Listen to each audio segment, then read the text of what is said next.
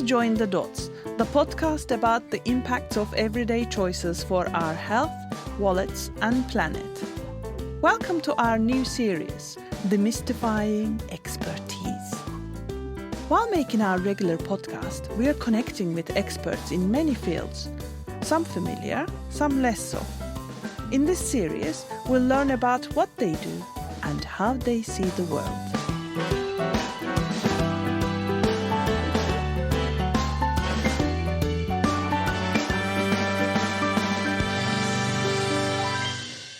In this first episode, Sabine, who is one of the three co-hosts of Join the Dots, is our guest. We start with her because she was very reluctant to be called an environmental scientist, and we wanted to understand why and hear what she really does behind this catch-all term. So, Sabine, hello. Hello again. Good to be here. What is your field if it is not environmental science? Or shall I say fields? By education, I first studied chemistry and then oceanography. I was a marine geochemist, somebody that looks at the chemistry in rocks, sediments, or the ocean to understand, say, climate and the history.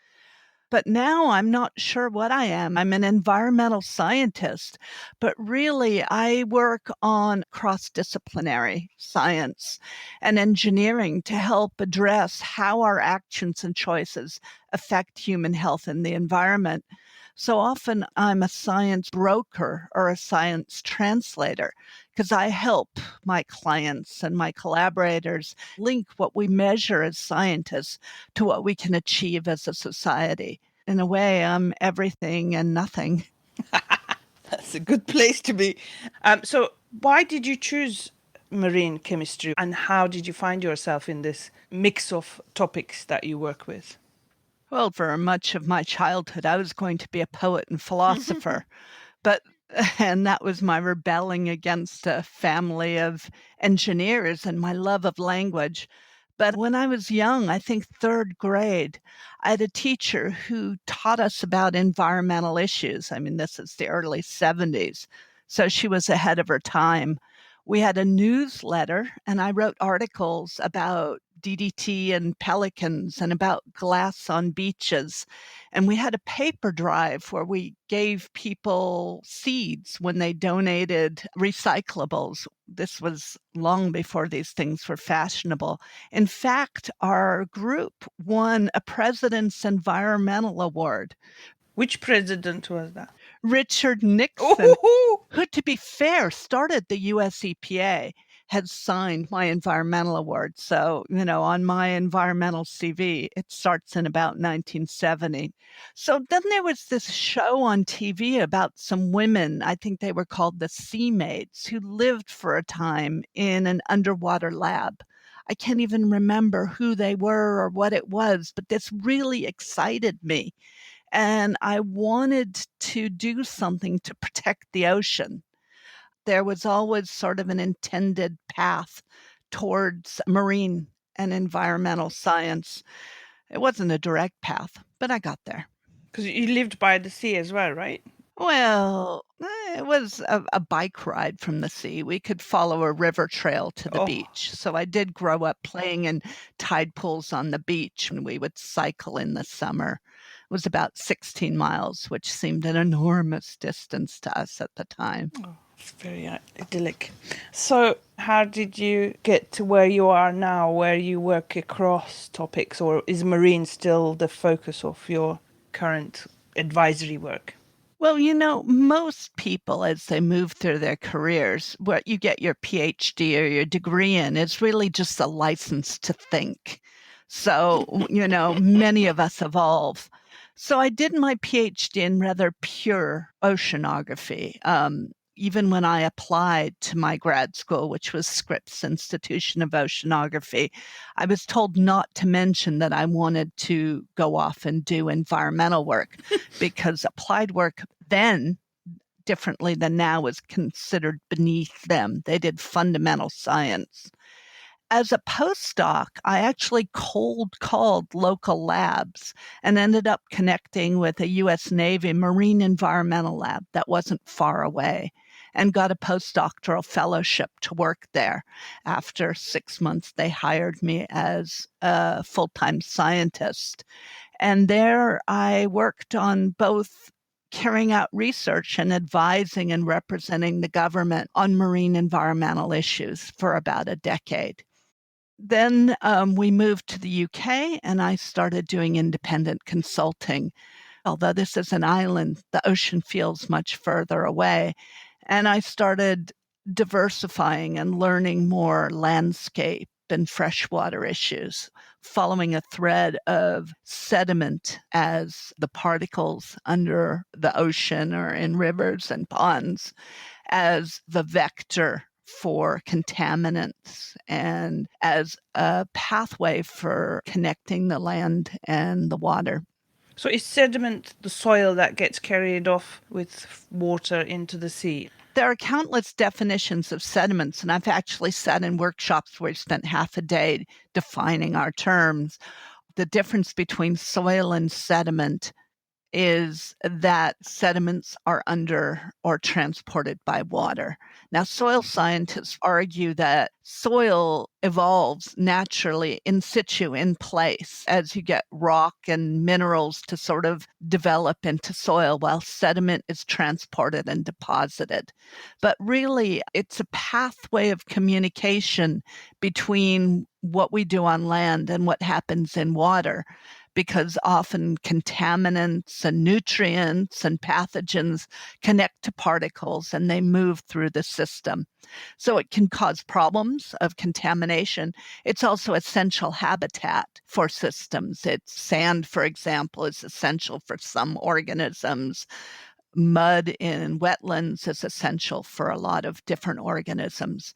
So it's a carrier of contaminants. It's also an essential component for coastal protection.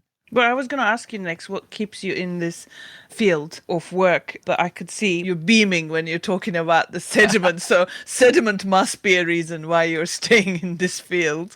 And I love that phrase, license to think. How lovely. I didn't know you wanted to be a poet and a philosopher growing up, but I can see the impact of that in the way that you phrase things. It's lovely. It is true that sediment or mud is a connecting thread. I mean, I often joke that mud is my life. I've been introduced at international conferences as the mud queen, and we've called ourselves the mud maidens when I had a research lab that was largely women scientists. But what I really enjoy is interesting projects where we're trying to find order and complexity. I already talked to you about that tension between beneficial and detrimental issues about sediment quality and quantity. And it's true that whenever we're trying to solve real environmental problems, how we want to manage our land and waterscapes, we're dealing with really complex problems, what we call wicked problems, because there's no clear one right answer. We have to apply normative or value judgments to how we balance these decisions. So I'm very interested in using tools and frameworks to break down complicated problems. And I've been lucky enough to play with interesting problems and interesting data sets to try to figure out frameworks to do that. I find messy problems quite sexy. But that's actually maybe one of our common areas of interest when you said there are value judgments involved in these wicked problems. And then you want to break down, you want to provide evidence so you can sort of steer people away from value judgments because value judgments vary. I'd have to disagree with you, Ed. I believe that societal decisions, how we manage environments, how we respond to problems, these are all value judgments. These are all societal decisions. As scientists, we don't make those decisions. We provide information about the consequences of decisions and the trade-offs. So what we try to do is show them the impacts to things they value of various choices.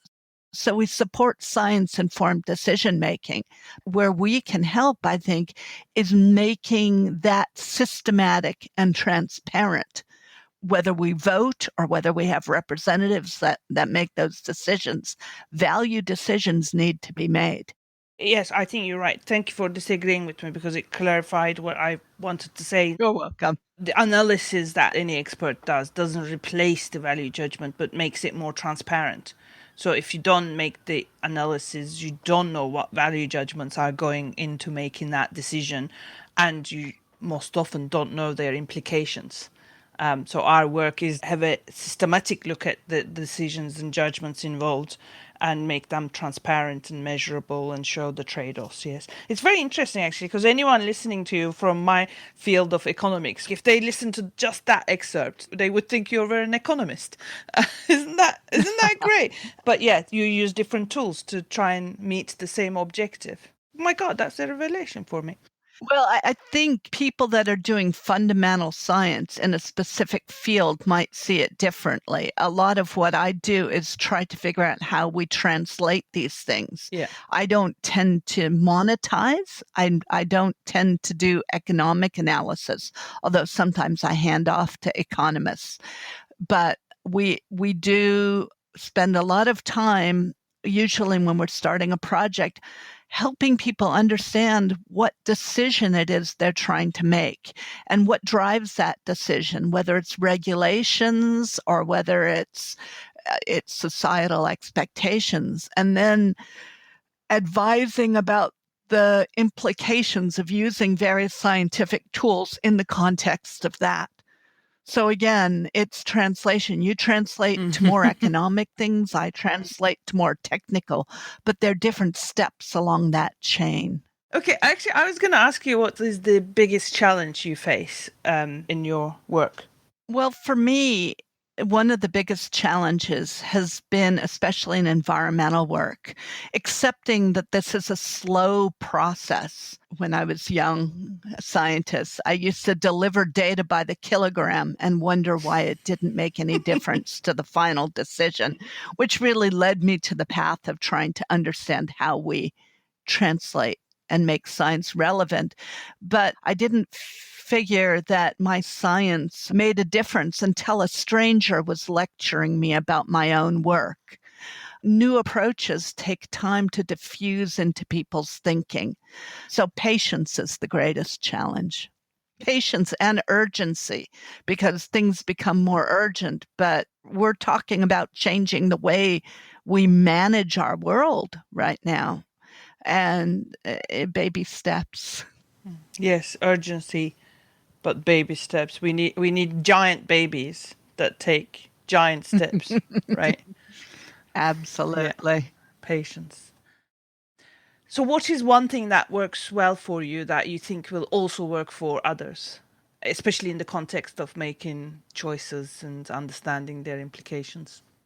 Well, I think the tools we use to break down complex problems translate to life, as I hope we show in the podcast when we talk about different ways of thinking and organizing information. Whatever choice we're making in life, whether it's to have the chicken or the fish, which car you want to buy, or how we clean up a contaminated site, we're considering trade-offs. There are costs and benefits, or desirable and undesirable impacts. When we do a large-scale cleanup, we also have many, many dump trucks, say, of dirt, and we use a lot of energy, so there are greenhouse impacts. So we're always balancing choices. And I think the more we do that consciously and transparently, and think about how we decide between complicated things, the better. We avoid unintended consequences, and we see opportunities we might not have seen if we weren't thinking explicitly. So I think a lot of these scientific tools apply in everyday life, whether it's a consumer choice or who you're going to go out with.